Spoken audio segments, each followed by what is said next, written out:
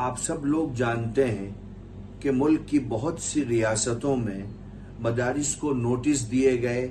اور نوٹس دینے کے بعد ان کو ایک ٹائم پیریڈ میں بند کرنے کا آدیش دیا گیا۔ وہیں دوسری طرف بہت سی جگہوں پر بغیر کسی نوٹس کے مدارس کو بند کروایا گیا۔ ابھی پچھلے کچھ دنوں میں بھی یو پی کے بہت سے ضلعوں میں اس طرح کی گھٹنائیں ہوئی ہیں جہاں پر ایڈمنسٹریشن نے پریشرائز کر کے مدرسے کو بند کرا دیا ہے اور جو طلبہ وہاں تعلیم حاصل کر رہے تھے ان کو ان کے گھروں پر واپس بھیج دیا گیا ہے۔ میں ریکٹ آف لیگل سیل کی طرف سے انڈیا کے سبھی علماء کو اور ان ذمہ داران کو